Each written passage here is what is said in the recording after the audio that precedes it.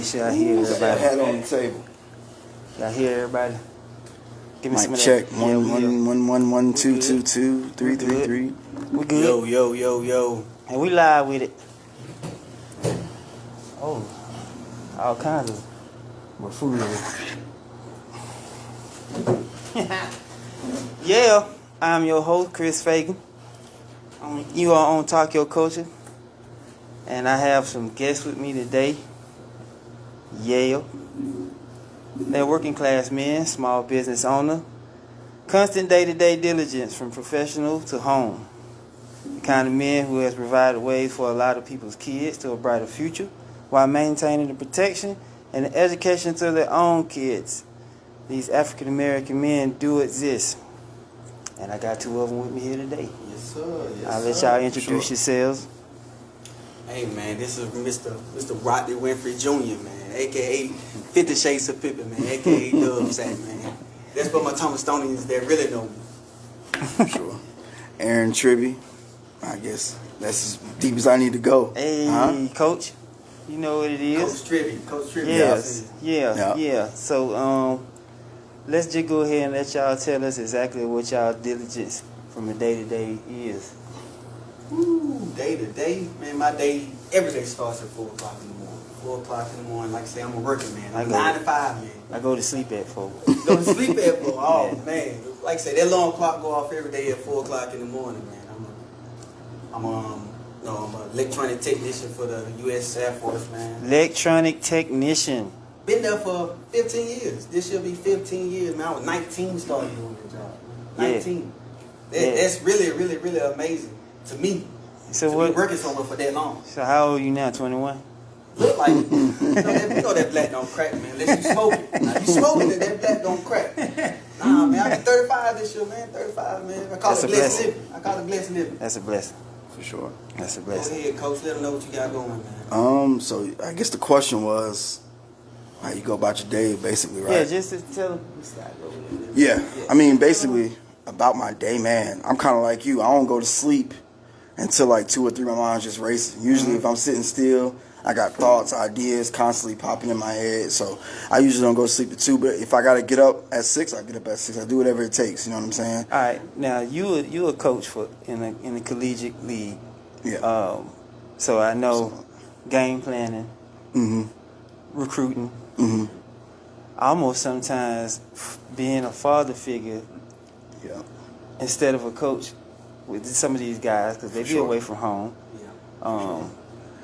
I just remember when I was with my nephew through his recruiting process, I noticed what all the coaches were going through. And I realized, why some of these guys are prestigious they are because it takes somebody with a strong mind and a strong physical to do this on a day-to-day basis. And it's it's non-stop. For sure. You got to figure out a way to recharge your battery every day. I mean, it's X's and O's is like the least of my worries. Like the figuring out X's and O's, like where to put guys to have success offensively. That's really the fun part for me, but it's like 5% of my job, honestly. I mean, you kind of hit on it a little bit. Like, I'm really playing father a lot of times, you know what I mean? Even if you do got a dad, you still, for me, I had a dad, but my basketball coach's voice was just a little bit louder, you know what I mean? It's just because I love basketball. For that moment. Yeah, for that moment, you know what I mean? And so I understand that role. I understand kind of like, I never forgot a single basketball coach I ever had. I remember every single one I ever had. And to be honest with you, a lot, if they had points or something like that, I remember it. Right. And so I'm conscious of that. And I try to make sure that, when I talk to my guys or when I do anything with my guys, I'm conscious of the fact that, this is impactful stuff that I'm trying to do. And I can change for the better or for the worse. Right. So I try to make sure I do a good job with that. Right. Now, you, electric technician, and you also was traveling with them. Yeah, day one, man. For a while. I'm really a real day one. When I say I'm a real day one, I put my heart, soul, and money into it. But what I'm saying, like, your job is, it is what it is. You have to get off from that and then dive right into coaching. And be on the road. And still be a father at home. And a husband. It sounds tough. What? It's draining. It's a hard balance. It's a real hard balance to balance family and work and doing an extracurricular activity. So What fuels that? What fuels that? Passion. Love, really a love to see kids excel, man. Because I didn't have it. Right. When I was young, I wish I had a Middle Georgia prep to go. Me too. From high school to prepare for college. Yeah. Even get looked at. You know, coming from a small place in Thomaston. Because a lot of these kids have certain things in their way that keep them from going, and this be one of the best doorways to getting that college life really going for them. Yeah, man, it's hard. It's a hard balance because, like you said, if you had that when you was younger, it's like a stepping stone, a preparation. Yeah, because I didn't lift weights until I graduated. And once I started lifting weights, I saw what it did to my game. If I had just did it when I was in school, I'd have probably made a little bit more noise than what I made. It's so many players that I've seen come through Thomaston that are really good, and they just need one good year of development to go along with their already natural abilities and their love for the game. Yeah. And we've been fortunate to have a few players that have been from Thomaston that have come and played for us. And every single one of them, pretty much, the majority of them that have come through have gone on to play. But one good year of just training. Because at this, no knock on the area, and, I love everything about it, but you need a focus. You need somebody who's going to come in there and make sure you lift every day, get your individuals and everything else that go along with it. It's so much more to it. And, Middle Georgia Prep is kind of, shit for that. No, I mean, I talk to these kids all the time when they come in my job. I could have. And I ask these kids all the time what they want to do. And I tell them that this is an avenue, to success. One of the best, if not the only sometimes, because Lord knows if I had had anything like this, I'd have been out of here, man. I probably wouldn't be cutting hair. You would have been ridiculous. I would have been out of here. Ridiculous. You know what I'm saying? But that's just to speak on what you're saying about the kids from Thomaston. The raw talent has always been there. But this is the only thing that I see when I go to the gym and the kids are in there. They're either playing one-on-one or they playing 3-on-3 half court or full court. Now that's fine, but no one is polishing the things that they're going to do while they're playing. Like a dribble, sidestep shot. Like that has to be polished. Just because you see it on TV and you just jump on the court and all of a sudden start mimicking it, you don't understand why the shot's not falling. That's a learned rhythm. It is. That movement's been practiced 1,000 times before a person does that in the game. Right. You know what I mean? 1,000 times every day, though. Every day 1,000. Repetitive. Yeah. Not just 1,000 wmes Thursday and then you wait the next Thursday. Like Monday through Saturday if you can. Just polish. That's just something I don't see kids do. I don't see them polish it. And I see a lot of kids walk up to me and ask me to train them. And I tell them, yeah, but I already know in the back of my head, you're not going to withstand the load that I'm going to put on you. You see what I'm saying? Because that's all it is. I go in the gym right now. I'm 41. I go in the gym. I work on my stuff. And I miss most of that stuff. But when game time comes, that rhythm is there. Because I've been unpolished. And it's just something I don't see the kids around here do. I can tell that. I can tell that now. Being 35 and going into the gym and not playing in a while, it's not something you can pick up and just do. Yeah. Not routine. It's a routine. Some kids are just athletic. They just, they can get away with certain things. But when you start going higher in a level, that stuff starts to show up. And you can't hide it. You can't hide it. The higher you go, the more natural talent you run into. Yeah. You know what I mean? Like, and these guys have polished it. Yes. These guys have polished it. Whether their parents forced them to do it, or they just love to do it themselves. For sure. And that's the difference maker a lot of times. A lot of guys you see in the league or at the higher levels or any of that stuff, it's just raw talent meets work ethic. Young men. Yep. You want to know the difference between the stars, the superstars, and the mega stars in the NBA? Is going to be the guys who outwork the other guys. Those are going to be your superstars to your mega stars. Your stars, these guys are just in there off raw talent. God giving what gave them, and they just so happen to still be there. But those guys that at the All-Star game, the guys that start getting to the Hall of Fame talk, these guys are just flat out outwork everybody. And that's the difference. 100%. Tell me about this, man. Free is love, man. I've been trying to get this thing going for a long time, man. When I say free is love, man, hey, the greatest thing in life is free. Greatest thing in life is free. When you see that angel on there, man, it's an angel fighting for your freedom every single day, man. Hey, man, that's how I feel about it. Hey, I ain't a killer, but don't push me. Right. That's what so I feel that's about what it. the gun is for? Yeah. It is I ain't a killer, but don't push me. it's a symbol for Freedom. It's a fight for freedom. I'm always fighting for that freedom. Freedom is love. So, I'm gonna ask you this question because in this day and time, you know, weapons have gotten a little out of control, Right. and it's a fine line between we all need one, Mm-hmm. or none of us need one. So when you think about that gun, a gun don't kill people. People with guns kill people. Right. See, the proper etiquette for guns that we do not have in the black community. A lot of people just pick it up and think that it's a toy. Right. I tell my girl, man, this is not a toy. It is something that you use to protect yourself, and that only. Right. But when you start listening to drill music, the number one theme inside of that music is the gun. Right. See, that's a problem right now. We have no gun etiquette in the black community. And Gun- that's what we need to be taught. Gun etiquette sounds like a class, high school class, a college class. It needs to be just taught in the black community. See, right now we really don't have that though. Right. Like, I can truly say social media have brought out a lot of chiefs, but we have no Indians. No Indians. That's what's going on. Right. We have nobody to follow each other. Why you think why you think everybody feel like they're a chief? Don't nobody want to be an Indian. Social media give you that voice to do that. Right now, I can be on TikTok, Instagram, Facebook right now, and I can start a religion, whatever I want to do, and people gonna follow it just off the strength of who I am or what kind of voice I got. If I'm popular in the community and I can say anything stupid, the people gonna follow it. That's the strength of social media itself. Right. Like you say, it's a chief, but not knowing that he's really an enemy. Right. I mean, you know, I'm torn between the situation when it comes to guns because I like them. They in all of my favorite movies. You know what I mean? They are. I mean, I like them. I also feel like I need one for protection.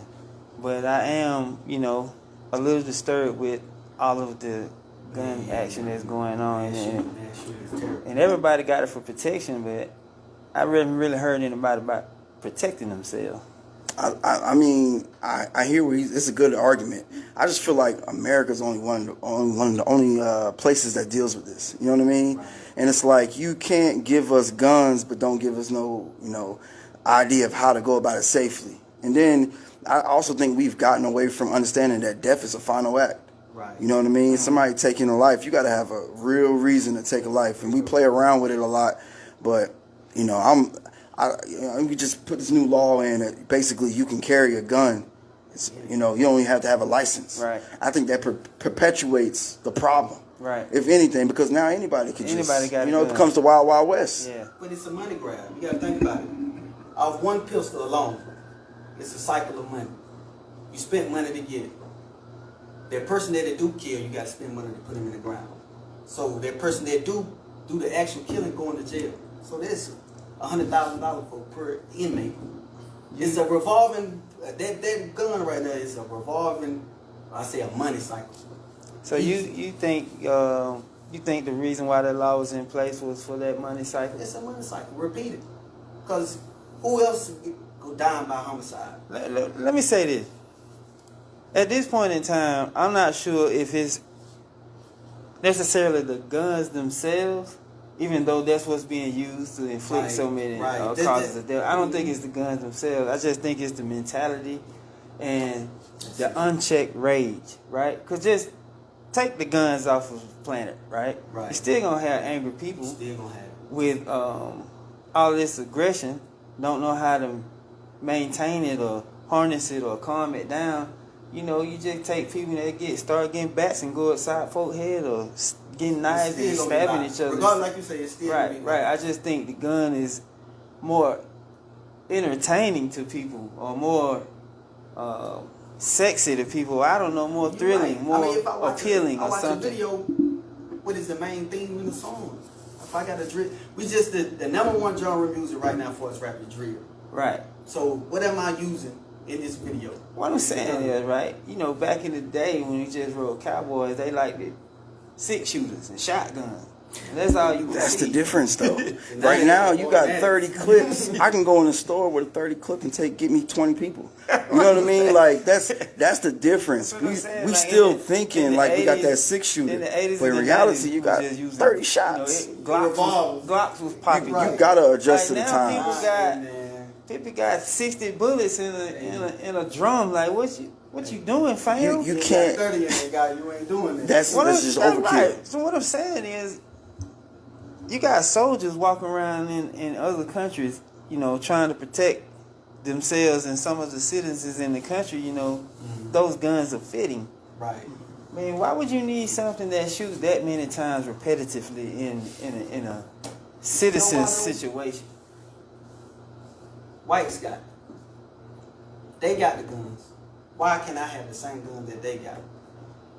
That's where they're going. I mean, at this point they in time, got it. I want it. It don't matter what the color is. They got it. If and you're I want white or you black, whatever, why do you have that kind of weapon on you, man? It makes no sense. It makes no sense. To me, it makes no sense. Progress is constantly trying to be stopped, and what progress should be, we should get away from that. You know what I mean? That's the natural order of things. We should grow up and be like, man, just like seatbelts. It used to be a time when you had seatbelts in cars. That's true. You know what I mean? And all of a sudden it became a law because it made sense. Yeah, because people kept flying out their windshield. Right. Right. But you got to make progress. Too many people try to stop progress. So Smart saying, progress. So you're saying progress, eliminating, putting a stipulation on laws on guns? It's for the sake of culture. Y'all do it too much for the sake of... People do too much for the sake of culture. Oh, the culture says we got guns. Y'all... You got to progress. The culture, man. I think the culture has so much to do with why people want those kind of guns. Guns have always been in place, but why all of a sudden do you want military issued weapons on your person? Chris, we can make a gun. That's the problem. Like we've gotten too smart, or we've gotten too advanced to go. Okay, let's just have assault rifles. Let's have 60 round clips. You know, Come on, man. This stuff was actually playing. I seen a video. It's like in the 90s. Dude found a whole crate full of automatic weapons in the hood. It's in Chicago, in the alley. How a whole crate of weapons just find its way in the hood? This stuff is no different than crack just being implanted into the hoods. Guns have been implanted into the hoods. Now I get that. It's a dog eat dog world. It's like, I'm gonna let y'all kill yourself. I'm gonna let you do it, and I'm gonna give you the ammunition to do it. We don't see that because what I hear in Young Louis songs every day is the same person I see in the mirror. Same person I see in the mirror is the same person I want to shoot. Right. We're not trying to kill no Chinese people. We're not trying to kill whites. We're not even trying to kill no Mexicans. The number one person in every single song that you hear is a nigga. Okay. Every single song. So we the only ones really get affected by homicide. Mass shooting, you rarely see it in the hood. But you do see drive-bys. We get that a lot. But in every song that you hear, I'm spinning the block. Then I'm going to turn around and I'm going to spin it again. So if I'm 10 years old and I got 5 years consistency of hearing it, by the time I turn 15, get my hands on a gun, that's who I want. Because I've been programmed. Like we talk about the culture all the time. Yeah. We have been programmed. Right. We have been programmed by America. America is the true pimp. I like to say 50 Shades of Pimping. When I say it, I don't say it as an art form of pimping. Right. It's a finesse game. Right. Everything is a finesse about money. That gun is a finesse about money. If we don't even know right now, former President Barack Obama got stock in Smith & Wesson. So would you? It's money in it. It's all about money. With you saying all that, it's safe to say that the guns aren't necessarily the problem. Yeah, they're the poster child. The gun is the poster child. It's just us and our fetish for aggression and, causing catastrophe. What do we have a government for if we're not thinking about what's best for the masses? You know what I mean? Isn't that the whole purpose? Don't we elect an official to do what's best for the masses? Right. The masses, let's be honest. If you just walk down the road, if you take 10 random people, how many of those 10 random people would you truly trust to watch or do anything for you, right? Right. And so now you want to take these random people and give them the ability to have 60 round clips. and this is the thing they'll fight you with, freedom. Freedom is but you also got to think about how does your freedom impact someone else, and not in that way. Let me say that. Let me reword that. What I mean is, how does your actions? We all got free will, but how does your actions impact other people? And if we go, oh well, you know, I've been had that. That's a right. That's this, that, and the third. Man, that right is hurting me. That right is giving me a chance to be killed for nothing. I got a whole kid to raise. You know what I mean? So is freedom an obligation that's owed to us, or is that something we earn? I think it's something you earn. Freedom is always. Freedom isn't free. No. Have you ever heard that term? It's true. It's not. So you have to earn your freedom. Yeah. You gotta think about it. Declaration of Independence, justice and freedom for all. Nigga, go fix me another sandwich. And every man created equal. You just gotta think about that. The rules are never really written for us. Mm-hmm. We just playing a part of the game. And every time we do get a rule or official, the goalposts change. We get in a certain position, they shift the goalposts. So every time we get to a certain level, you saying a change, the goalpost shifts on us. So we always fighting for equality. We fighting for it. You will never be equal in a country that will never fit for you in the first place. So when you think about the word equality, we want to be so here with the man. When I always say something, man, I say desegregation was the backbone, was the thing that broke our backbone. Because before segregation, I had to have you. I got to have you. But we want to be like America so bad. I would rather go pay a whole $1 extra to go to Walmart than spend my money with you. No, I get exactly what you're trying to say. I rolled right past you. And I that. looked in your eyes when you looked at me.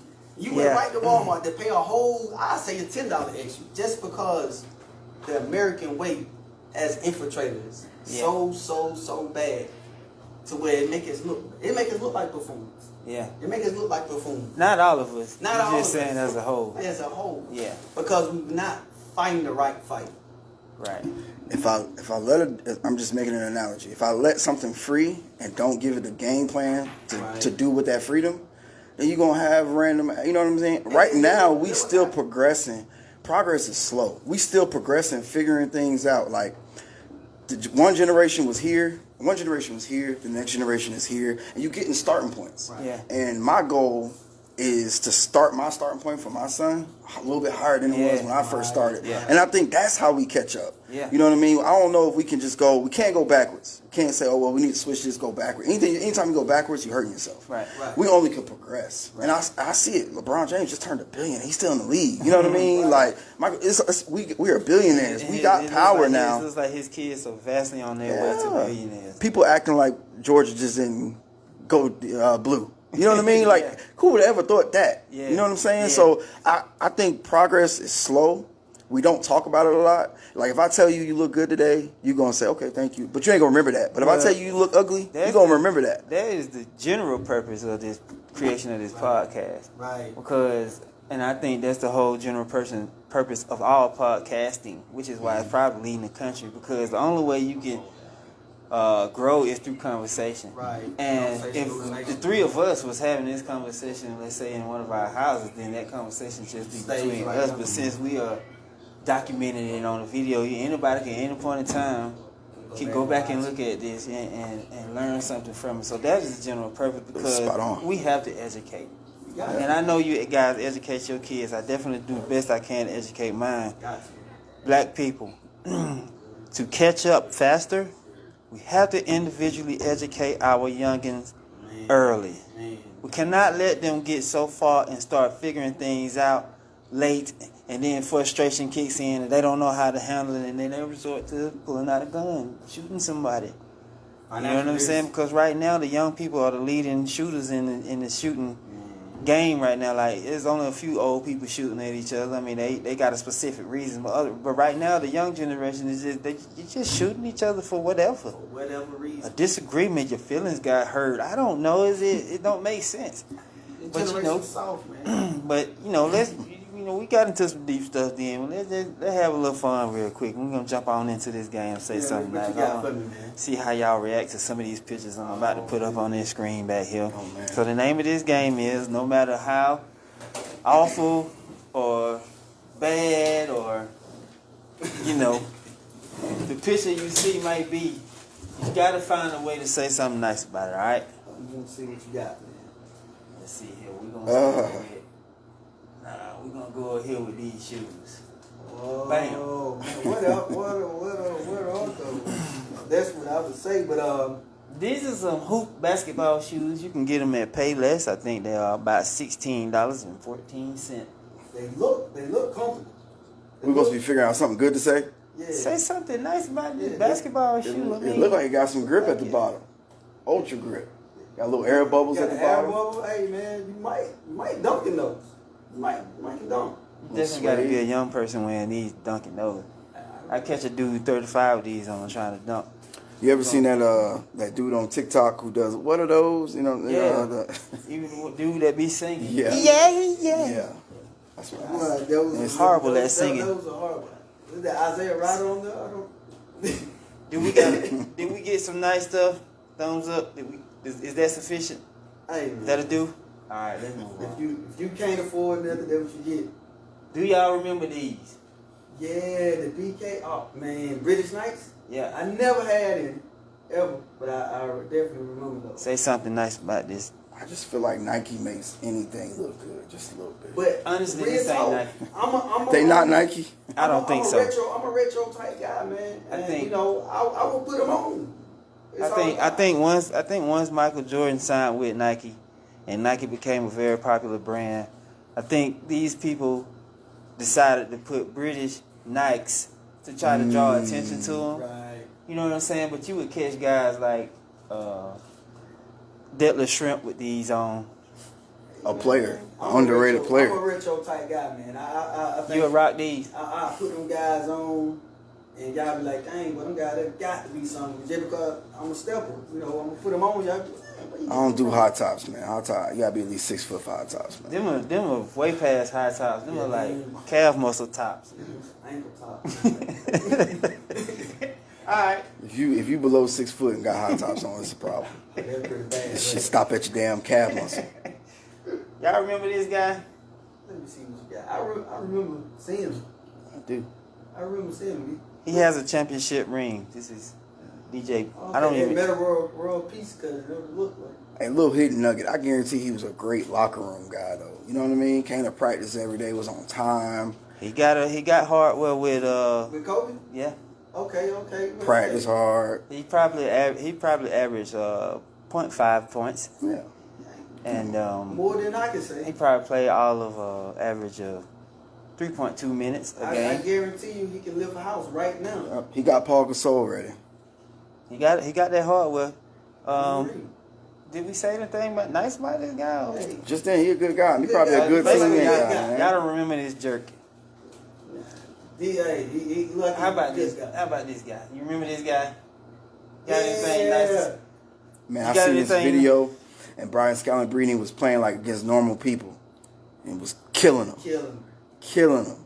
They had the nerve to call this man the White Mamba. The white mamba. I remember he in that.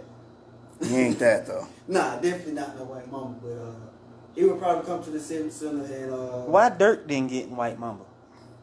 Dirk is his own guy. I think Dirk was his. Yeah, he's he was the just same saying, age bracket. Dirk is This amazing. is not White Mamba mentality. So you trying to say he wouldn't come to the Civic Center? This man had But- one good game against an elite team. He scored like 38 points. And they called him the White Mamba from that point on. And that's pretty much how he kept going from team to team. Played for the Celtics, man. Also has hardware. You got to think about it. He played for the Celtics. Also he looks has like people hardware. that's from Boston. Rondo, Paul Pierce, Ray Okay, Allen, he was on that team. Kevin Garnett, yes. Another good Also locker room averaged guy. 0.3 points per game. Also played all of 3.2 minutes per game. But he has a He championship. got a ring. championship ring though. Man, Hey, everybody can't play. Somebody got to be on the bench and root and be a good practice guy. There you hey, go. yeah, There he that's is. him. He probably The made, White Mamba. He probably made $10 million. No, he worked for the Big Three. Yeah, Yeah, he played with Nope, no, don't know who he played with. Doesn't matter. No, that thing. How about this guy? Come on, man. How about this guy? What you got? What you got? Damn.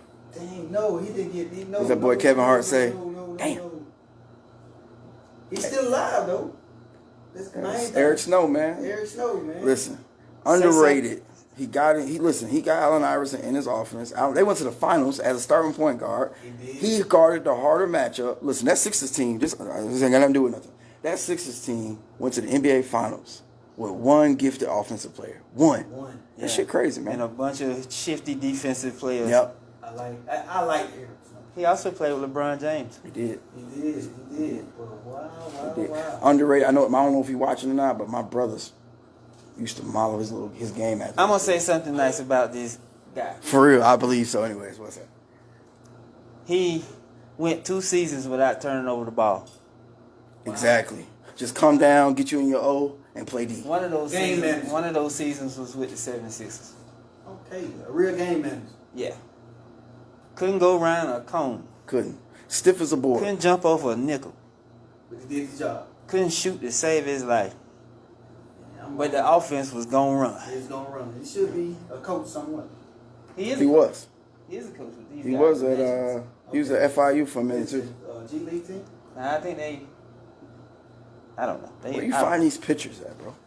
I do my homework. I do my homework before the show. Blew up like that. Yeah, I do my homework before the show. He's still eating like he working out every day. Yeah. So, is this? I found this. Is this proper? Is this? This is not it. This is Someone else. Well, we use that. We do use that. I can't sit here and lie. You don't like it, Chris? I love it.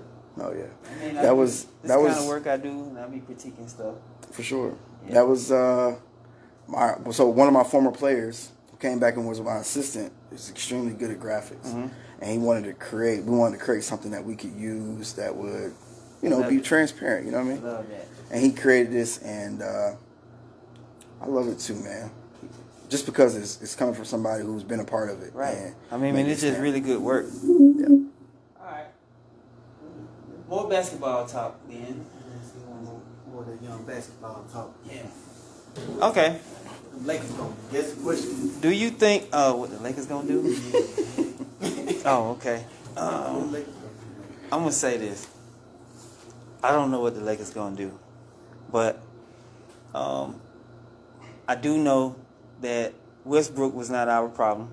The way people like to assume that he was. He wasn't our problem. Did he contribute to some of our demise? Yes, he had his own contributions. As much as Matt Ryan had a contribution to the Falcons' demise, but the Falcons' demise wasn't all on Matt Ryan. Matt Ryan just wasn't good enough. Maybe we should say that. He just wasn't good enough in the moments where you needed him to be good enough. For his contract.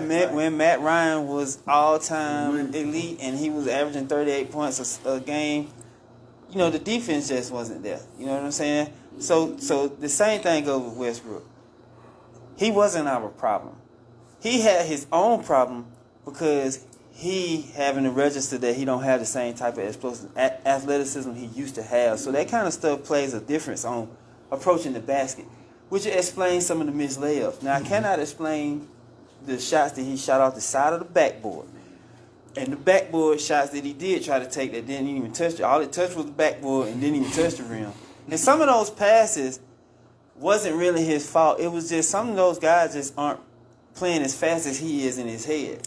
It's a new team. When he got to Washington, the first 14 games wasn't pretty, but after that, they started to understand each other. He did good. Anthony Davis should have been better, but I want to just pick up what you said about Russell. Russell is one of those guys who I think he plays in the summer, but I don't think he really, because he should have figured this out by now. He should have got a post game. He's the biggest point guard in the league, physically. He should already have a post game. He ain't trying to figure himself out. He's what made him great is also stopping him from changing his game and fitting into now. Yeah. Because he's so arrogant. And arrogant, you need that. You need to be arrogant and be good at basketball. But he ain't changed his game. What you're describing is things that personally hurt him, but the stuff that he had going did not necessarily hurt the Lakers. He shot like 40% from the field. I don't know. The young guys that we did have were good. Only one of them was healthy. Yeah. And that was Monk. Yeah. Other than that, we had a whole bunch of guys who couldn't guard out on the perimeter. Nor could they get up and down the court in transition one of those at fast break. Yeah. Westbrook one of those guys. Oh, geezers. I feel like Anthony Davis' skill set is better than Giannis. It's better than Joker. Yeah. is better than Joel Embiid. Huh. But yet he do not be in the conversation of the MVP race. After you start about those three, now you start talking about Luka and LeBron. You still ain't even talking about Anthony Davis, and I think that that's a problem. I don't think he loves it. Like being around the game like all the time and seeing people all the time. I've seen people that's extremely talented at it and enjoy the talent part of it, and I've seen people that love the game, like really, really want to get better, want to diversify. I don't think he love it like that. I think that he has known for so long that his talent is so superior that he just plays at 84%. Right. When he could really play at 110 and be the best big in the league and be the best player in the league. Easy. Here it is, Giannis have a lack of half of his talent, but he played at 120. This is gonna sound crazy. My favorite player in the league to watch is Giannis Antetokounmpo, cause he played hard, like Every second. every second, Playing hard on the bench. and he's super talented. Drinking water hard. Yeah, and so Might be faint with his towel hard. I think you love Michael Jordan Dang, because Coach. every time you turn the TV on, he played hard and played great. Kobe, same thing. Same thing. Giannis to me, dude, Steph Curry, I don't know, Giannis, Kobe- these dudes, they Kobe play hard would all the relax. time. Kobe would relax on the All-Star game. Giannis ain't got no relax. I seen Kobe block LeBron. I seen Kobe Oh, that was personal. pull up his shorts on LeBron in the All-Star personal. game. Right, Yeah, right. That's at the end of the game. yeah. When it's time to get like that. Nah, Yeah. this tip ball. Giannis is blocking He's folks. intense. He's sitting down on dudes. Dudes that just let folk go by because it's entertainment. Yeah. Not Giannis. Not young. You know what I'm saying? But that's all I'm saying. I'm just saying if Anthony Davis played at 94%, we'll beat generally any team in the NBA. Definitely if he give it 100%. I just think most of the time he'd be at 84%. He'd be cruising. That's how you get hurt too. That's why he stay hurt. That's how you get hurt. He do a lot of Point. one-legged moves to the basket. But you took me through that now. Talking about them Lakers. I got you. I sure wasn't trying to talk about. I want it. I sure wasn't trying to talk about him, but that LeBron definitely ain't gonna be able to carry us night after night. He ain't gonna be able to put up the 50 points night after night, each series. You know what I'm saying? So we're gonna need Anthony Davis to bring that thing. Gotta bring it. You know what I mean? Gotta And bring I it. believe once that happens, you start to see the Westbrook everybody used to seeing, because that pressure ain't there no more. You know what I mean? Because we spent most of the season coming back. We hardly ever was in the game winning them. We was always down. I want to They make ask you a everybody question though, lethargic. Chris. Can you play Russell Westbrook at the end of the game with LeBron and Anthony Davis if he just got to play one role in that spacer? Because LeBron got the ball, Anthony Davis, if it's pick and roll with them two, now you just waiting to catch it and knock it down. Can he do that? That's the thing that gets me with Russell Westbrook. That is my problem with Russell Westbrook. At this point in time, your shot should be better than what it is. He don't love You know it, what bro. I mean? LeBron If he loved it, he would be able to shoot. LeBron James didn't come in flat out shooting it, but I mean, you can't leave LeBron open no more. No. I mean, you just talking about Giannis. At this point in time, you can't let him just sit back there and keep getting in rhythm. Yeah. He missed the first two. I don't think he gonna miss that third one. No. Listen, Derrick Rose wasn't a good shooter. He got better. He got because he better. loved the game. Yeah. He kept on just working. Yeah. Jason Kidd, they used to call him Ace Kid. Rajon Rondo got it. Rajon Rondo. You know, Yeah. if you love the game and you just dial it back, I just think he's super just confident, So to answer cocky. your question, I don't think so, because LeBron James is the kind of guy that loves to make moves to draw attention to himself, and if he don't get the clear shot, he's gonna definitely pass it. Yeah, And if that's what Russ he is do. one of those people, he's not a good knockdown shooter. You know what I'm saying? Because I seen a game where they played without LeBron, and they were swinging the ball across the court, and Carmelo was open, and they swung it around and swung it to AD, and he shot it. Now, I don't have a problem with AD because I believe he can shoot three-pointers, but Carmelo is clearly the better three-point shooter and cut shooter. Yeah. I just, Coaching deals a lot with it. I think they got. I don't think Russ could be in the end for those moments. No. You know So what he I gonna be mean? willing to I sit him down I in was the never fourth? fond of Frank when we got Frank. I always wanted Jason Kidd. I was heartbroken when he left, But I'm happy for Luka for having a guy like Jason Kidd because, that ain't gonna do nothing but just expand Luka's game at some point. You know what I'm saying? I just think Luka gonna have to figure out how to play some defense on that perimeter because they picking on him. I hate when people say he a point guard. Hate it. What is it? He's a small forward that brings the ball. Like, what is LeBron? Anybody saying he a point? You know what I mean? I think you are who you guard. I ain't never seen him guard no point guard. He came in. They got rid of Dennis Smith Jr. real easy. Yeah, the league got rid of Dennis Smith Jr. too. Like, Yeah. It is true. Don't even send All me. right. Do all basketball fans have dreams of going to the NBA? Basketball fans? All real basketball fans, do they have dreams of going to the NBA one day? We all had that. Who didn't? You definitely have it. I don't think you grow up one day and realize that ain't it. But Yeah. it's a matter of when do you figure that out. I figured it out when I stopped growing at 5'8". I'm saying, hold on. When did the first belief come in your head as a player, viewing yourself? When did you first believe I probably got a shot at going? Was it middle school, high school? I would say middle school. You know, you feel like that.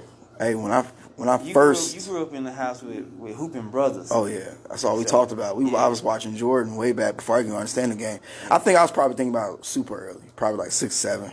Yeah, super. That's You know it what I was for mean? me. I think I was 6 or 7. I thought I was like, I'm definitely going. I just need to get through school so I can go hoop at the Yeah. NBA. Yeah. Right. So to continue with what you were saying, when did you realize it wasn't gonna happen?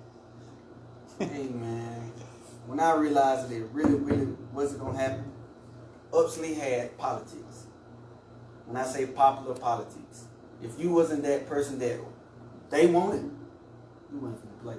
You went from the start. Matter of fact, you wasn't even finna get no plans. So it was high school. Yes. For you. So I was like, what was the point of me trying to put all that effort into that, knowing I would never ever get the chance? And 3 guys would have to break their goddamn legs in front of me. I'm talking about break their legs. So who's in front of you for your position? I mean, I had a stat class though. I came to class That's what I'm 06. saying. I had a. Who's in front of you? I'm fighting playing time with him. I got Quinn Lamar coming up. You know what I'm saying? I got Elder. I got a lot of people. I got a lot of people just fighting for the playing time in that little space. When was it for you when you realized it wasn't? Man, like you said, I had brothers, so they were my biggest haters.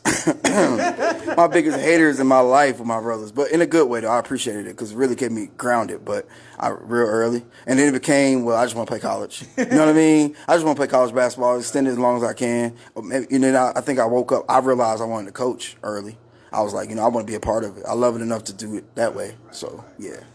Well, the first time for me when I knew that I wasn't gonna go as easy as I thought it was, like I thought I was just so good that it would just be easy. That I'm going, like no matter what, I'm so good, I'm going. But it was actually when Kobe got drafted out of high school, and I checked his stat line and his height, and I was like, oh yeah, I was pretty close. 6'6". I got a lot of work to do. Averaging 30 points a game. This man was like taking breaks during the game so the game would be good, man. You know what I'm saying? So he really could have averaged 40 or 50. This man averaged 35 in high school. You know what I'm saying? And that was just because he was pumping the brakes. So, but nah, actually, I fought the fight all the way till I was like 27 before I realized it was over. My knees, they was getting to the point where they wasn't standing up for me. Let me ask you a question. What do you think you was missing? What do you think that you needed that you didn't have that would have allowed you to put yourself in that position? I didn't have any high school stats to back up whether or not I was good. I didn't have any video footage, period, to even show what I looked like. No one knew who I was from a can of paint. Sound like an MGP player. I think my high school career was based off of how it was set up. All of us was 6 feet. We didn't have anybody over 6 feet. If we did, he was on 6'1". You know what I'm saying? So we didn't win a lot of games when I went to school. You know what I'm saying? Our coach was a young guy. You know what I mean? And he didn't understand everything, and we didn't understand everything that he was trying to tell us. You know what I'm saying? Politics to it. So I ain't really blaming that. I think it was just me, lack of knowledge. I would love to tell any kid that plays sport, listen, your coach does not know everything. He do not. You think he got it all figured out? He figuring it out the same way you figuring it out. When I was a senior, you just sound more confident. We got a freshman. That was the first time we had got somebody over 6'1". He was like 6'4", 6'5". We got a freshman. And he was talking about AAU. And that was my first time ever hearing about AAU. Wow. Ever. So if I knew anything about AAU, I think I would have been all right. Because it would have gave you more It reps. gave It me gave you more reps, time. You know what I'm saying? Yeah. More opportunity to I was succeed. good, but I wasn't game good because I didn't have a lot of games. You have enough times where you play with referees. I played by myself most of the time. Do you think you still was dealing with butterflies, stuff like that? I don't think you when ever the could game play. first started, but Yeah. once the game was in the moment, like my competitive spirit kicked in. Okay. Yeah. So I kind of grew up, in Locktown, so I wasn't a city kid. Didn't nobody know who I was except the head coach. You know what I'm saying? He So was you the think- only one who knew who I was. That played a role in the locker room, and you might be of open course, instead of somebody swinging into you. Because he brought me in one summer. I didn't know I was supposed to be there. I didn't know he liked me for varsity. And I spent the summer with my dad. He called me. He was like, "You need to get back down here." And when I came in, I had on all these headbands everywhere. I had my shirt cut up, and one, like I was in that and one mode. And the moment I walked in, there was no love for me. You know what I'm saying? From the team, you know what I mean? Up until the game, after we started practicing, they realized, okay. Oh, you can play. Okay. You can go. You can go. Like what you saying right now is the hood etiquette. That means Thomas can have no protocols. No matter what, you gonna have no protocols. Yeah, I kept the fight going, man. I'm still playing to this day. If it's the NBA team out there that want a guy, man, just holler at me. And I told him I was Play gonna some talk pro-am. junk. I'm looking forward to this adult league in Thomaston. Oh yeah. I'm really looking forward to. Obviously, Oh, Chris, yeah. you ops on the day that we play each other. Yeah, that's fine. I'm looking forward to that matchup. That's I'm looking fine. forward to the matchup with Rocking them team. That's all I keep hearing Yeah, about. I mean- Everybody I talk to, I'm on Rock team. I'm looking forward to that The game. good thing about this is that it's probably going to be 10% people in pure athletic shape. Oh yeah, So everybody going to be at ground zero, so it'll be all right. it's gonna go two ways. We're gonna do a lot of arguing, a lot of fouling, or people are actually trying to make some adjustments. Definitely going to be some arguing going on. Yeah. Because I don't even know how to play league basketball in a pickup fashion. Mm. You know what I'm saying? Like, I'm calling plays, bro. And we ain't got no plays. I'm just Coming gonna start down. calling set. you right there. Yeah, Right there. You know what I'm saying? Mm-hmm. I mean, we probably got one good half in us the first beginning of the season. Then after that, we'd be in good shape. We'd be all right, man. Once you get that second win, you'll be all right. And the good thing about it, too, with us is most of us around the same age. We the older crew. Yeah. So, we kind of know each other. We've been playing for years. Ain't none of us super athletic, so ain't like nobody finna just be going on no big-time scoring clip. They was like, "Oh, no dunking." Definitely I'm like, move "You ain't the got to ball. worry about that. You ain't got to put that not for rule my in." team. I think Willie probably still can dunk, but Really, you try to probably get His whole probably energy get bar in gonna be another gone game. if you try to JoJo dunk. Mike can still dunk. Yeah. I don't know. I don't think you're gonna see a lot of dunking from our squad. Who'd you say? JoJo. Oh, JoJo playing with you? got Yeah, Joe. we got Joe. Okay. Yeah. Okay. You picked up something. I like that. Joseph It's Brown. like 8 of us. Okay. Come down, Joseph Brown. Yeah. Right. All right. What's your favorite? Listen to what I'm saying. I'm not asking what's the best. I'm asking your favorite. There's two differences between the best and your favorite, because your favorite might not even be your best. It's just your favorite. Name your favorite college player you ever seen. Favorite. Basketball, college. Favorite college player you ever seen. I got a tie. Is that okay? That's fine. All right, I got a tie. So Jay Williams, that played for Duke, was Oh. my first introduction. Oh, you talking about the point guard? The point guard. Okay. Jay Williams, Okay. that played for Duke, was my first introduction to college basketball for real, for real. My brother, again, I I was a grew up in a big-time house Jason full of Williams basketball fan, players. man. And I these do not dudes was like, I do not like Duke, but You don't I was like- all over Jason Williams. I love it's sad that y'all don't like Duke. You missing out. It's kind of like, I don't, I love Coach K, but I don't like Duke, right? Like, I love Larry Bird, Dennis Johnson, Kevin McHale, Kevin Garnett. But you don't like the Ray. Celtics. I do not like the organization at all, right? I can't stand them. I like Nick Saban, not Alabama. You know what I'm saying? but like Duke is so good. It's kind of like LeBron. Like if you don't, he gonna be out of here before you know it. And if you really hate LeBron, you done missed a lot. And LeBron's not my cup of tea, but I don't hate on him because I just know I'm gonna miss him one day. He ain't gonna be there. Grant Hill, Kyrie Irving, Zion Wilson, R.J. Barrett, and I used to like Tyus Jones. That play for Duke. That's and Jason Williams. That's it. Everybody else, Brandon Ingram. Jason Tatum. Don't let. I'm sorry, Jason. It's a lot of good It's people. almost like you didn't even play for Duke. Come on. JJ You Redick. you are Kyrie. Redick, you know. Slap him. So what's your favorite college player you ever seen in your Ever life? seen, just growing up watching? Man, what's his name? Marcus McCants, North Carolina. Rashad McCants. Rashad McCants. Yeah. Rashad McCants. Oh man, he in the big three. Yeah. I remember Rashad McCants. I He really tried to burn North Carolina down. You remember that? Yeah. He was telling them they was cheating. I don't know what happened to him up top, but man, I really, really, really like that whole team. Well, he held himself better than Delonte West. They say that McCants had mental issues, but he seemed to hold himself together a little bit better than Delonte West. Delonte West got out some there help. with the sign, Michael folks. Beasley too, man. I like Yeah, that's crazy. Michael Who? Beasley from his college. Yeah, man. I'm with you. I'm with you. I love Lou Alcindor, UCLA. That's the favorite college player I ever saw. Wow. I can't say he's the best, but he's my favorite. didn't expect that one. And Kevin Durant. What Kevin Durant did at Texas Longhorns was just breathtaking, man. I love KD. As a college, it's my favorite college player, but I don't know who the best college player I ever saw. I just know these are my favorite. I want to throw Jimmy Fredette in there too. That Jimmy was my Fredette. set. You like them? You like Jimmy? The thing about Jimmy Fredette, Jimmy was raw at college. he really got robbed in the league. JJ Redick was. If he ain't go to Sacramento, he probably would have been in the league 10, 15 years. I like that. I could see that. It blows me that people just was like, oh, he not like he still to this day he get buckets. I didn't think you was gonna bring up Jimmy Fredette. I had a little list over here that I was thinking about putting Jimmy Fredette in, but I was like, nah, I ain't gonna do that. But I'm glad you brought him up because I didn't think anybody was still thinking about that A character. player. He was the first dude to shoot it from deep. That Kentucky team with John Wall, Marcus Cousins. No. Eric Bledsoe. No. They should have won them championship. No. Yes, they. I did not like that team. That team was stacked. I do not like that team. But why? My nephew is a big time John Wall fan. That Only thing I liked about John Wall was how fast he could get up the court. That was a beast. I didn't like DeMarcus John Wall and Cousins. Russell Westbrook must be in the same boat. I didn't Just like for the record. DeMarcus Cousins.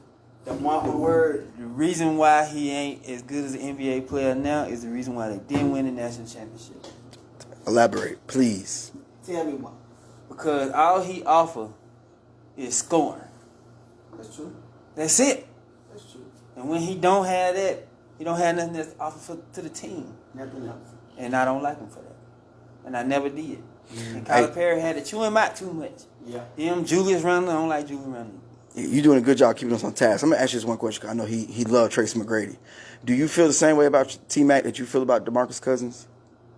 No. If I was to just put T-Mac in there like that, you think T-Mac is T-Mac is the top 75. Definitely got robbed. Come on. Think about it. My nephew made a point to me last night. He's like, the top 75 ain't based off of individual talent. It's based off of your accolades. I give you that. And Tracy McGrady doesn't have the accolades. Why you don't? So you trying to tell me he don't have any? He didn't get out of the first round. Damian Lillard is a top 75. I don't think Damian Lillard or Westbrook is top 75. If Klay Thompson isn't. I would put Clay before I go Tracy, just for the like record. people give him flack about not coming out of the first round. Just based off hardware. Hardware, Accolades. the game. Listen, any game you play is Klay about Klay winning. is a top shelf defender. What do you play a game for if you ain't winning? Tracy I'm McGrady just was too saying. talented not to win. I'm just saying, it was like 6 years straight. And I couldn't tell who was the better player between Kobe and Tracy McGrady. Come on, man. Hey, you right. Think about it, man. You right. Think about it, man. You right. Even though he didn't ever did get out the first round. That's true. So that brings me to this then. Your favorite, not best, your favorite NBA player you ever seen. Jason Kidd. That's just Every day, Jason Kidd is literally. Best NBA player. Jason Kidd, I can't even argue with, man. He's an outstanding ball player, man. I can't Listen. knock him on that. He was ridiculous, man. Jason Kidd was ridiculous. He played for New Jersey, and the Nets was the bottom team in the East. People don't realize this is the Took him to the bottom. final. He took us to the final back to back. He had King And if he Martin. didn't have a problem beating on women, he would have had an MVP candidate. Wait a second. You mean to tell me Jason Kidd like to slap on the women? He got arrested that year. Just one time for just slapping one on time, you know. So just that one don't time. really make him. That did right. I'm not saying that a woman beater, but that one time he was human. He was human one time. I'm saying there ain't a man in the world who ain't some kind of way had to physically express itself to a female. Had to reboot the system a little bit. Yeah, some of us. I don't want to sound like a lame. Some of us push them. Some of us choke them. Some of us slap them.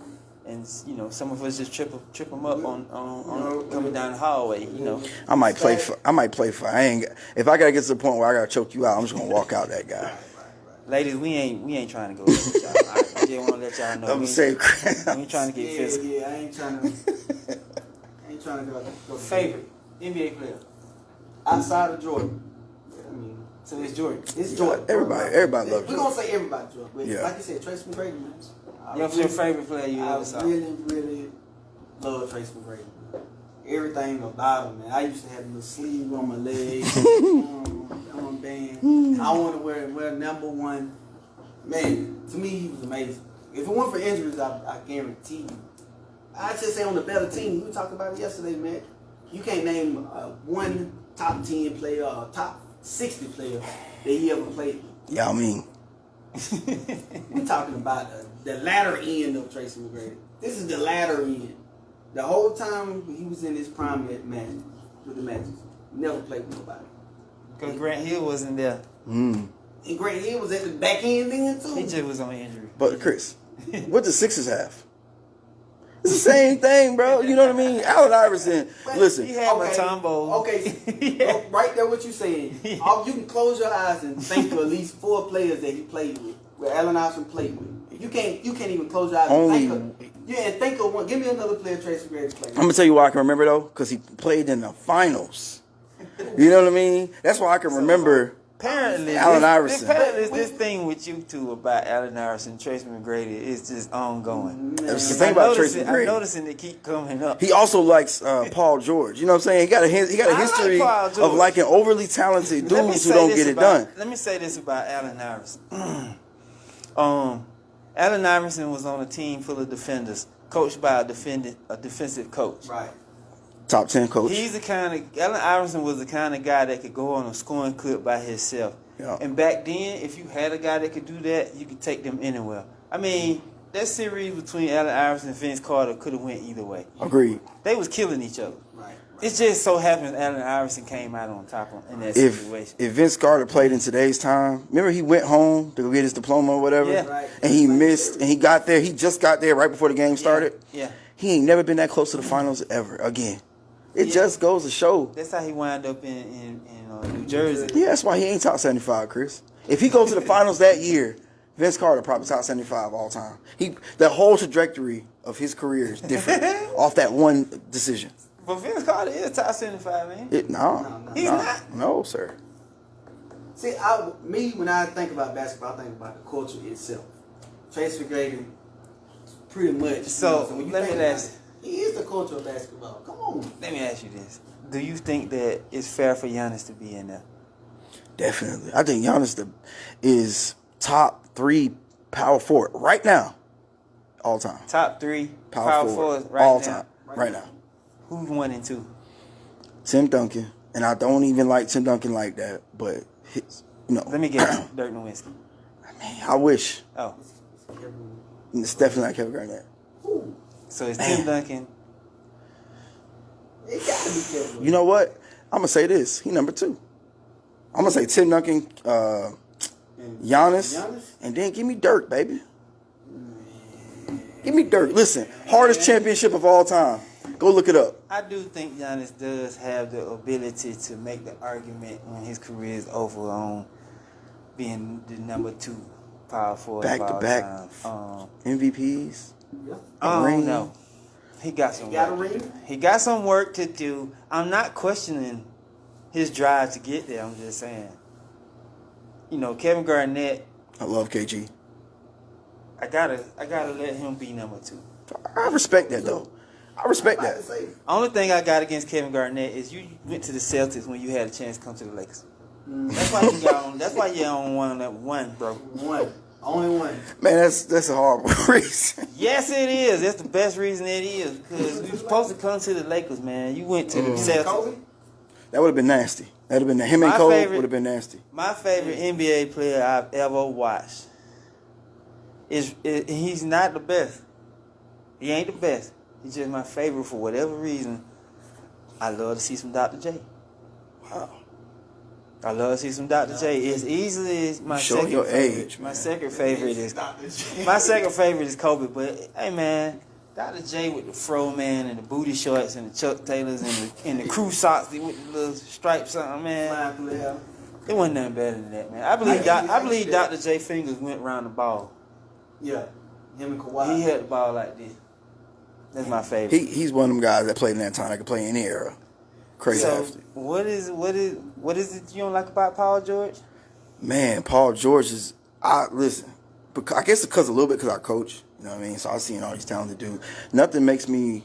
Man, I'm trying to think of the right word. Nothing angers me more than super talented people that don't fulfill their talent. Because nothing's worse than wasted talent. Why do you think that happened for Paul George, though? Is it him or the situations he put himself in? Listen. Because you wasn't finna beat LeBron in Indiana. You had to play against anybody else. He probably would have walked to the finals that year, but you wasn't finna beat the King. If Paul George had a Kobe mentality, he would average 40 points a game. All right. I think he got a Kobe mentality. Wow. Yeah, you a Kobe fan now. You a Kobe guy. The difference is that Paul George went to Oklahoma to be the number 2 or 3 guy behind Westbrook and Carmelo. Kobe would never. Should have been the one guy. Right. Kobe would never. That's what hurt him. And I wouldn't have went to another team to be second fiddle to anyone other than LeBron James. Mm-hmm. I wouldn't have went to the Clippers to be the second guy to Kawhi Leonard. And I like Kawhi Leonard, but I take Paul George over Kawhi Leonard. I think he's okay with that, though. You know what I'm saying? Like, he's 6'9". That's why you don't like. You think he's okay with being number 2 guy. Right. When I watch the game, I'm watching to see who really trying to win. And I think if you was the average, the everyday person, like the everyday, not a person who love basketball. I love basketball, but just the everyday person, they want to see you perform. If they come to a game, if they pay to see you, whether they watch you on TV, they want to see you perform. I say he don't perform all the time. I say you take Kawhi Leonard off the Clippers, bring in somebody else, and the Clippers will be a problem. With Paul George being your favorite. Paul George. You gotta see that man took him to the Western Conference Finals, man. Simple. And that was on account of Kawhi Leonard going out. And that's when the rest of the team started playing good. Reggie started clicking, Morris started clicking, and Terrence Mann went for 44. It's just some of the stuff he said too. Like when Doc Rivers got fired, he was like, "Oh yeah, he don't do me in this." And then we go back and we look at the numbers, and it's like, bro, this man gave you more of that than any other coach you ever had. I'm with you there. I don't like what they did. And then we get in the bubble. He like, "Oh, I was depressed in the bubble." I'm like, bro, you make stupid money. You can't be depressed, bro. Like, I feel you on that. This is stuff like that, man. I give you that. I give you that argument. Before talent wise, talent for talent. Just a hot girl with a bad attitude. That's what Paul George is. Just the other day, I was watching some 90s games. It was on NBA TV. There was some Knicks games. They showed some of the Bulls games. They showed some Celtics games. They showed some Seattle games. This is what I was looking for. I was looking for the identical play setups compared to now. And what I saw was the plays aren't really different. The plays aren't really different. It's just what guys are doing with the ball now is the only difference between now and back then. But the setup is all the same, right? So it's really hard to say which generation is better. Right. I would say this. I do know that the game is faster now. It's faster, more skill. The role players are better. That's what I think. I think P.J. Tucker being able to shoot that 3. Back in the day, you had Charles Oakley. That was your role player. Charles Oakley gonna average 2. That's it. But he about to play 35 minutes. He gonna average 2 points. So that's what I'm gonna ask y'all. What is the difference between back then style of play and now style of play? Because I seen them guys coming out the same pin downs, the same high screens, the same stuff. They doing the same stuff. Only difference is everybody's not catching the ball going into a disarray of moves. Mm-hmm. They either shooting it or making one motion. They all still head faking. Everything's the same. Isolation has literally went out the door unless you that guy. Let's shoot that guy with LeBron or something. Other than that, like you say, they're coming off the pin downs. Space, they have went out to the 3-point line. That's the only difference I've seen from those games and what you see now. Yeah. Anybody is bound to shoot a 3. Anybody. Back then, you got a big guy that rolled out too high. All he was going to do was catch it, and he looking to make a cross pass or hand it off to a guy going around. He ain't facing up doing nothing. Mm-hmm. If your name wasn't Elijah Warren, Patrick Ewing, David Robinson, you wasn't doing all that stuff out there. At all. You know Like, what I'm saying? the individual art in the 90s was better than individual art now, in my opinion. Right. Yeah. But the team art is better now to me. That's just me now. Yeah. Like, the overall, like, we're going to move it, we're going to space it, we're going to drive it, we're going to dunk it, we're going to shoot the 3. Mm-hmm. The overall team fluidity is better. But back in the day, Michael Jordan going to hit you with footwork that's just, whoo.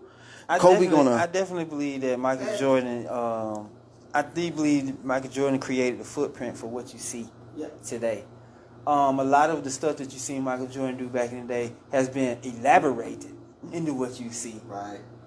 But the Euro, guys was doing that back then. Magic was doing, it wasn't called a Euro, it was called a ball fake. Yep. Right. Magic was doing it. Isaiah was doing it. Yeah. Sean Kemp was doing it.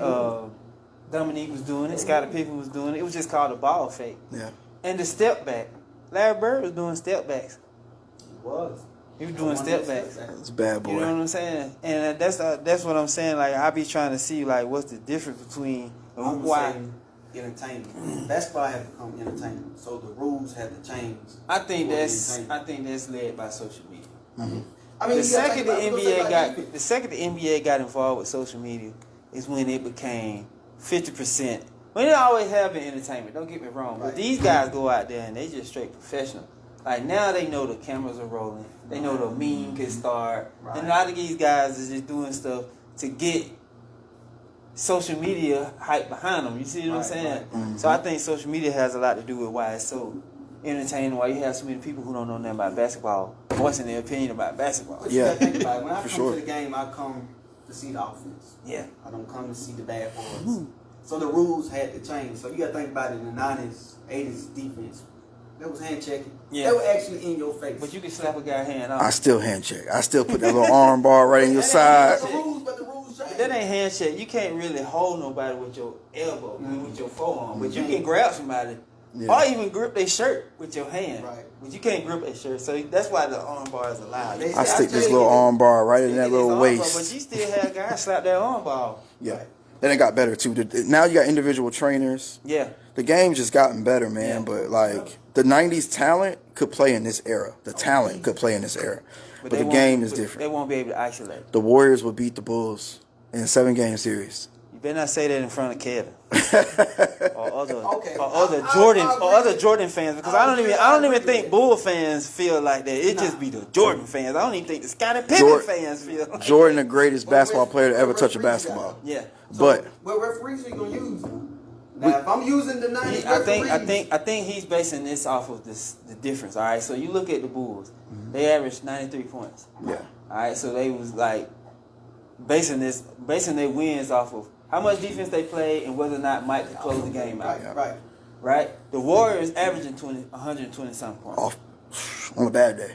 I give you that. I mean, LeBron James, Kyrie Irving scored 72 points at a half, Doesn't get those shots, and they were still only up 4 points. Okay. If I can play the defense, the same defense in the 80s and the 90s, Steph Curry do not get off like that. The 3-pointer makes you faster. If you can shoot I'm the three, running off the three-point you got to line. close out harder. And so because you got to close out harder, Luke Longley not stopping Andrew Wiggins. He not stopping Steph Curry at the cup. He ain't got to stop them. Luke Longley can't finish the game. Wait. We're not, when we making this discussion about the Warriors versus Bulls, we're not talking about this Warriors. Yeah. What are you talking about? We're talking about KD? Yeah. We're talking, Oh, it's over. that's the one we talking about. We talking about the Kevin Sweet. Durant Sweet. Warriors. Sweet. You know what I'm saying? 4 games straight. Like we're not even talking about the Warriors that won 70. You think Jordan don't give you 40? Listen, Michael Jordan is the greatest ever. Huh? Michael Jordan is the greatest ever. If you go watch highlights of Michael Jordan, it's like watching a human being walking on clouds while he play. He's just elite athlete with intensity. if you're But talking Warriors in 4, if Chris. if you're talking about the first championship to the 6th championship, Jordan, Yeah. that's not enough. But if you're talking about the Jordan that was getting put out in them first rounds and the ones that now that Jordan, he might cause a problem. He all over the place. Yeah. You see what I'm saying? But like he's saying, they still on the average 90-something points. Yeah. The Warriors is getting I give a you buck that 20, dog. I On give your you best that. defensive night, the Warriors getting a buck 20. man. We talking about with the We got KD now. Yeah. KD. Before the Achilles KD. He's sitting on that. The only thing what happened with Dennis Rodman gonna get ejected, he added away. And Draymond might get ejected too, but we still good. The problem is Steph Curry. Yeah, you ain't guarding The that. problem is Steph Curry. Yeah, Ron What are you Harper. working with? Ron Hopper? Yes. Steve Kerr? Yeah, Steve Kerr. Paxton? I mean, which one? When I only going with Ron Harper alone. 6'4". He was 6'6". He was 6'6", but go ahead. You look at this. Steph Curry had a problem with Marcus Smart. Did he? No. Did he? No. That man, he saved him. No. You know who saved him? Wiggins saved him. He had a game that he didn't even shoot a 3. Didn't even make a 3. No. He had 2 games that he saved him. But he had one game where he was just a super saiyan. He was a two super games- saiyan. 2 games that he saved him. The games with And Steph, he's only the 6'2", games 6'8", with Steph Curry, 6'2". the games with Steph Curry didn't have an outstanding scoring night. That wasn't smart. That was the entire Celtics game plan. So you think that defense just the Celtics using is It was number better one. than The 96 Celtics, was the the number Celtics one did not. defense. The 96 Celtics did not get to the championship based off of their athletic skills. No defense. They locked in. That had number one defense in the league last Number year. one defense. Yeah. We talking about number one defense in the softest defense era. We talking about the number one defense with This the is the most defensive offensive player of the defense year. that we ever Steph had. Curry Ever had. was out there cooking baked potatoes So if I put them 96 and Bulls, ranch on dressing. on him. Come on, man. Man, 96 Steph Bulls. Curry was out there cooking ribs. He was out there cooking all kind of stuff on the Celtics, dog. Yeah, I give him that. You know what I'm saying? He had at least 3 games that he was like, you know what? He was on guard. Man, 3 games. what do y'all think about the difference of the swag off the court compared to now back it. then? I love every bit of it. I love every bit of it. Let me say this. Since I brought up Dr. J and he said I'm showing my age. For those who don't know, let's talk about how the folks in the 70s used to dress. We talking about grown men would put on the tightest pants and pull them up to their nipples. Yep. But there was a And then time- they would have on a blouse, not a shirt. Then they would have on a blouse with the fluffy chest hair stuff out. on it, with one button that's tucked inside their real pants. pimping. Okay, and then they wore platform shoes. Yes. Okay, this tall in the 70s. Real pimping. Guys would walk in with netted shirts on, with their nipples poking out on. Okay, There was time. with booty shorts. Right now, what's going on? Yeah, somebody like Westbrook. They got upset with Allen Iverson because he Allen came Iverson in changed. with baggy jeans. Changed the rules on him. Allen Iverson And- changed. and Allen cornrow. Iverson is a culture changer icon. Outside of Iverson, I don't know too many guys that just changed the league. But I'm saying, you know, in the 90s, they He put paved they the way put for the, the they put the locks. rule in where the guys had to come to work in the suits, and the guys started coming to work in the suits, and It then was trash. Yeah, Jordan suits. you know, Those most they just started trashy letting era. guys wear what they want to wear. Yeah, I think it was a bench thing though. But you also got to think David Stern, he was a different dude, and they hired another dude to take us into that. We're talking about earlier that progress. David Stern, who came into the commission in the, Oh, man. in the late 70s. I guarantee David Stern was a Republican. He was a conservative, and I guarantee the new guy they got now is Democrat, pretty liberal. He Let him do whatever. go crazy. Come Well, in with a dress on. Long as you get But him the back. fans love Well, that of though. course, because he's, you know, Hey, he got like he you say, be at the pride parties. Yeah. So he ain't gonna be trying to judge nobody on based off what they wearing anyway. So with that being said, what do you think about some of the outfits you don't see any characters coming to the gym with, man? I don't know. Sometimes I don't know what James Harden had going on with his attire. What's that Dave Chappelle skit where he was like, "Should never gave you niggas money." Should have never gave you niggas money. I ain't gonna lie. I was liking what Serge Ibaka had going on during his injury. Yeah, he has Yeah. some nice stuff. With the I like Clippers. seeing him. I like seeing him with his drip on. Man. What you think about Westbrook? I can't go with what he be doing. He do too much. He flirting the line. Like you doing just a little too much. I gave you freedom. I should have never gave you this. I think you reach a point financially where you just got so much that you just like, man, why would I put this regular shirt on? But Westbrook go to a lot of fashion events overseas. Yeah, that's what I mean. He real fashion conscious, or I don't know. I think he enjoys the conversation that comes with rocking that. Me and you and us, we might not rock that just because we worried about the perception. Yeah, right. But Yeah, so the reason why I was asking y'all about the difference between the players back then and the plays back then compared to now, like, why do you think the young generation has such a hard time respecting the old generation, and vice versa? Why do the old generation have such a hard time respecting these new talents that's coming along? The game, they changed the way that I played it.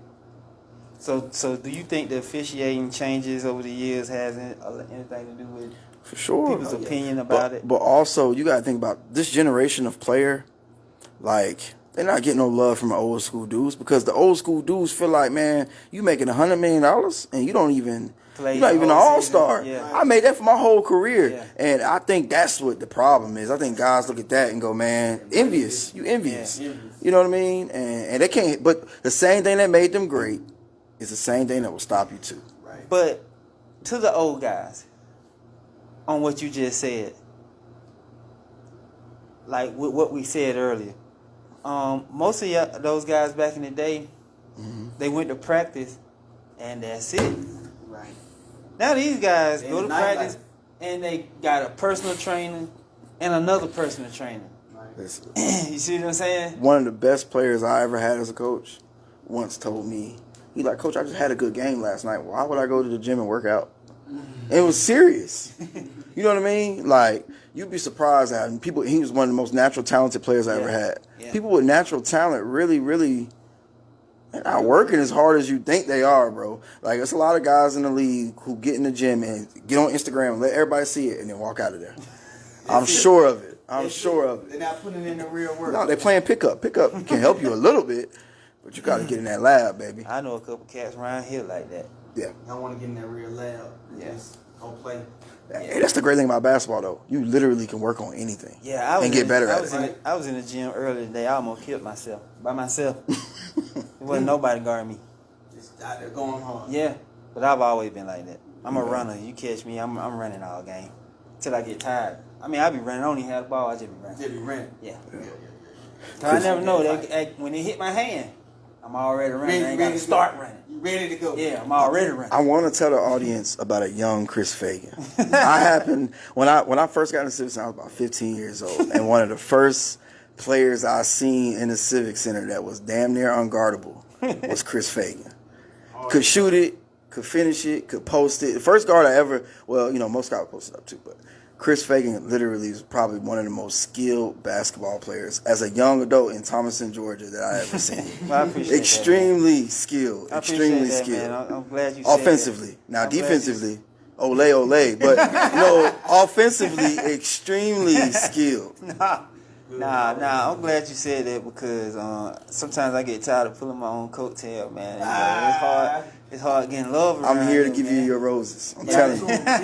Listen, a young in the prime Chris Fagan was a problem. He give you 30 with 12 shots. I'm telling you, dude was a problem. Yeah. A young Chris Fagan. But I was a hard worker, man. I was a hard worker. I didn't have a second job, so my second job was in the gym. Mm-hmm. So you know what I'm saying? Like even when I went in the gym, I would be outside running. So that's why I would play. That's why you would see me at the Civic Center like that. I was working hard, man. And like I said, I didn't stop to fight until I was 27, 28. So I was really living like an athlete. I was trying to eat a certain way, be in the gym at a certain time. You know what I'm saying? Like I was really treated like an athlete. But It really was. yeah, I appreciate you saying that, man. Everybody don't want to show love. Nah. It's the truth. I'm a hater in my right. heart. Who you picking, man? Larry Bird or Dirk Nowitzki? Wow. It's not even close. Dirk. What are we talking about? I know you was gonna say Dirk. Name a Hall of Famer besides I Jason know you Kidd was and gonna old say- Jason Kidd. Come on, I know man. you was gonna say Dirk. Dirk. That's why I set this question up. Give me Dirk every day. I knew it was gonna be your answer, so I'm guessing you going with Larry. I'm going with Larry. It's a real legend. It's the first great white oak. Why you going with Larry? He's the first great white oak. Nah, that's Bob Cousy. Nah. And Jerry West. Nah. This is the legit. All of those can be, can be cast away. Kill that for me. Him? Larry Bird? Yeah. Come on, man. The only person that would give him magic buckets. He's the Decline. only person. All right. Well, me personally, I'm not a big time Dirk Nowitzki fan. You know, it takes a lot for me to like Dirk. But in this scenario, I would pick Dirk over Larry. It's a good decision. It's a good decision. You know, I don't know why, but I just pick Dirk over. If I want to play basketball, win some games, I'm gonna go with Dirk. I know Larry Bird is bona fide. I know he the truth. I know he proven. I know he got the hardware. Got it. But you know, Larry Bird always played on a outstanding basketball team in his professional career. I can't say that for his college career, but I know in his professional career he always had an outstanding basketball team. Dirk didn't always have it. Didn't. He did. You know what I'm saying? And he won a championship with a team with no history. Dallas Mavericks. I mean, people want to say that, but that roster was crazy. Talking about Dallas' team? Yes. Their championship. The That roster was crazy, and the controversial 27 free throws a night. Come on, man. Ain't nobody fouled that slow man that many times. Now listen, Dirk was I think they wanted an international champion, superstar, just like they wanted international MVPs. I ain't taking nothing from Dirk MVP. I think he earned it. I just think he got put out in the first round that year by the Warriors. But I don't think Steve Nash earned his second MVP. I don't think he earned the first one, but I give him the first one, definitely not the second one. I agree. That was the year Kobe had went I agree. for all the millions of points that year. He should have got MVP that year too. You know? But he just what didn't have the happened record. with Kobe that year. Spud Webb or Earl Boykins? Earl Boykins. Spud was a slam dunk contest winner, but Earl Boykins was a buck. Spud wasn't conducive to the wins. He was a great short player that could bounce high, but he didn't even start. No. Right. People don't realize that he did I not. think Earl Boykins really did play. Earl Boykins was making noise for Denver. Yeah, he really did play. I like Earl Boykins. I like it. That's a Even good though little he never comparison. won no dunk contest, but he could dunk.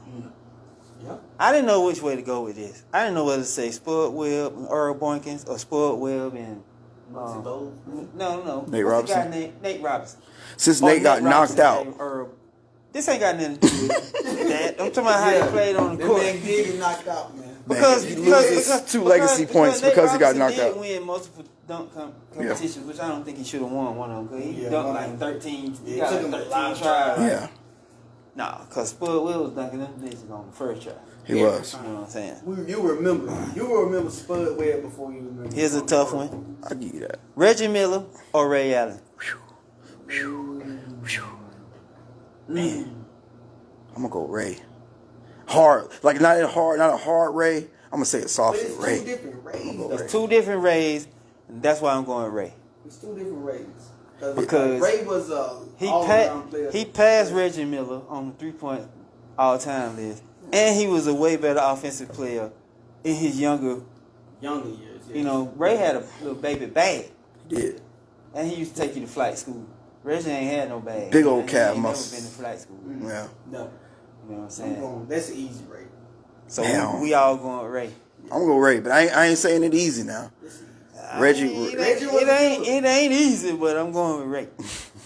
Oh God, that Ray got hardware. He do. He do. You say it. Phil Jackson or Greg Popovich? That really is. That's a good one. I kind of seen this little post lately about Phil, man, the greatest coach ever. All right. I'm gonna say Phil. going A with soft Phil though. Again, not by a big margin, not by like, oh, it's easy answer. I'm gonna go with a soft Phil. I'm gonna go with Greg Pop. I'm going with Greg Pop because he only had one true outstanding player as a coach. Not taking nothing from Tony Parker. Not taking nothing from Manu Ginobili. Okay? But we talking about Pop, who for years has took the Brandon's people and made them a team. Right. And some of these guys leave the Spurs, go to other teams, and give that team success. You talking about a guy who got at least 9 coaches in the NBA right now who used to be on his bench. So I'm going with Greg. I'm gonna go with Greg on that. Phil, I think Phil Jackson is the only person. Two teams. I think Phil Jackson is the only person that's built for the type of teams that he had. Yeah. All of those good players with all those egos, he managed to make them be a unit. Cause off the court, these guys weren't rocking with each other. I agree. I would say weren't hanging with each other. That championship, Mike was hanging with other superstars from the other superstars. that Lakers championship, that last one he won with Kobe. Yeah. I would say the Celtics was better on paper though. Now And I thought that championship he won was because he outcoached Doc Rivers. Yeah, I coached him. Because Paul Pierce, Kevin Garnett, Ray John Rondo, Ray Allen, and that's their top four. The Lakers' top four was Lamar Odom, Paul Gasol, Ron Artest, and Kobe. I'm gonna take that Celtics top four versus that top four. I'm just gonna put that out there, and that's the only reason I give Pop again. I think I can understand where you're coming from, but Phil Jackson took 4 separate teams. He had 2 different threes. Right. Then he got with that Lakers team with Shaq. He took that one. Then he took a Kobe. You know what I mean? So that's the only reason. But I do respect your argument in the sense of why you go with Pop, because Tim Duncan was the best player by a big margin. That first run with Phil and the Lakers, some of that stuff we cheated. Come on, man. The Derek Fisher 3? It's some referees doing prison time now behind that, man. You right. All right. Now, not taking away from the talent we had. I'm just saying that Sacramento team was probably supposed to be there. And the Portland Trail Blazers. Yeah. I give you that. It's about the one with Scottie Pippen and Rasheed Wallace and all them. Y'all get it. We cheated. Now, the championship where we beat the Celtics, I don't know if that was Doc or Rasheed. Because Rasheed was murdering Lamar Odom in the post. Mm-hmm. We had no answer. All they had to do was keep scoring. They would have beat us. Right. But Rasheed came out to the three-point line, started shooting threes. He wasn't making them. They created some fast breaks for us, and we survived that championship. Right. Yeah. So I don't know if that was Doc or just something Rasheed wanted to show people I can shoot threes too. Because clearly Dirk Nowitzki had already let it be known he the best three-point power forward shooting that is. And I think Rasheed was trying to challenge him. Right. You know, I bet Rasheed was hard as hell to coach. I bet he was hard as hell to coach. So that's why I said I don't know if that was Doc or that was just Rasheed. Because I'm pretty sure You say Doc. Doc He don't blew a lot of Doc see Rasheed just went for 8 straight points in the paint. Doc ain't gonna say, "Hey man, go on out to the 3. Right. Show you got 3. Now show him you got the 3 ball. Right. Yeah. I You know think what I'm saying? Doc has had a history. If you look at all the rosters he done had some characters.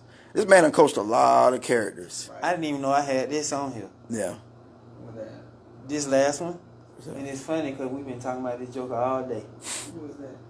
The Orlando Penny Hardaway or the Orlando Tracy McGrady? Penny. Come on. Oh, man. Penny, man. Penny went to the finals, man. Man don't want to get Tracy McGrady his goddamn. Did you see? Does Tracy McGrady have a documentary? does Tracy McGrady have Little Penny? Come on, bro. My thing about it though, he would be more memorable as a Magic to me, because guess what? Penny got hurt too. But he took him to the finals. Penny went to the All-Star. He was all NBA. I watched a little documentary not too long ago. After that finals, In your defense, Shaq left. Yeah, You never heard about in your Penny. defense, Penny had Shaq.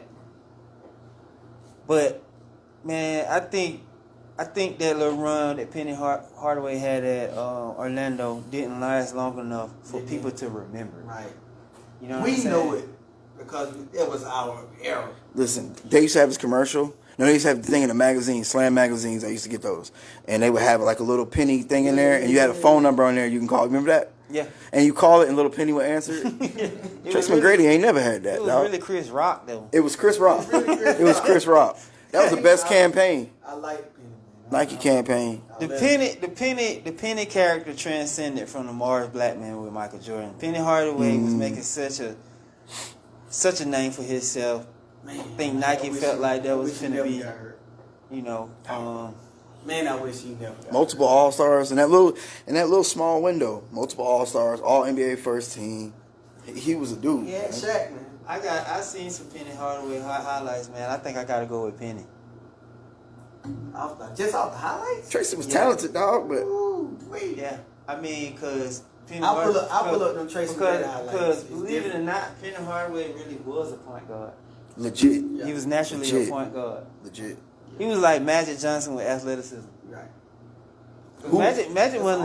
Magic really wasn't a good 3-point shooter. Not saying Penny was an outstanding 3-point shooter, but he was way better 3-point shooter than Magic. Yeah. I think Magic Johnson was a smarter basketball player than Penny. I just think Penny was a better point guard than Magic. Right. See what I'm saying? Because Magic ran the point guard in a half-court offense with his back to the offense. Right. Man, he could think the game like a point guard. In today's NBA, he would be Nikola Jokic. Yeah. But I still got him as number 1 point guard, though.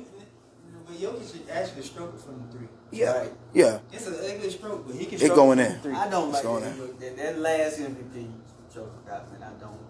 They don't sit well. Who's supposed to get it? That MVP win was based off of how Westbrook won his MVP.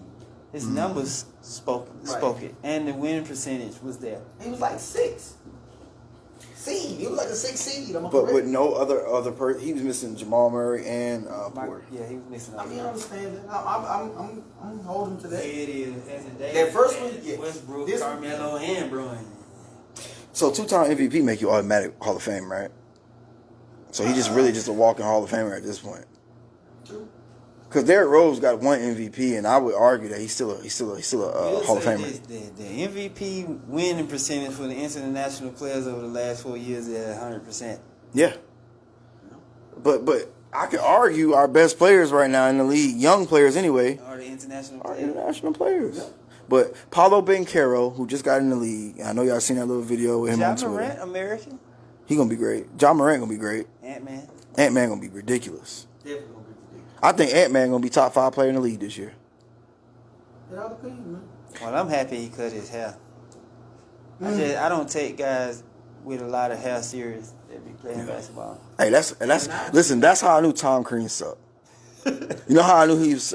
First of all, I knew he wasn't gonna be good when he got over there. I know. Hopefully, this don't get to the wrong people. But listen, he ain't coaching right now, anyways. But anyways, I knew he wasn't gonna be good when he didn't get it done in Indiana. Yeah. Indiana is a basketball school. Yeah. Right. They don't have. Do they have a football team? No. You know what I They mean? got one. And They do. Yeah, they got a football team. I ain't Exactly. know that.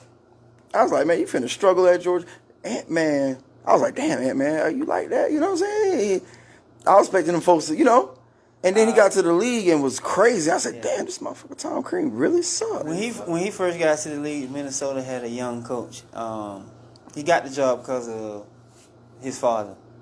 His father, Flip Saunders. You know what I'm saying? So he's the son of Flip Saunders. So Yeah. I think out of respect or tribute, they gave that young man the job. And that man didn't look like that. But they got rid of him, and then they brought in an older guy who kind of, you know, understand the game. That's when you really start to see how good Ant-Man really is. And I think that's what hurt him in the Rookie of the Year race.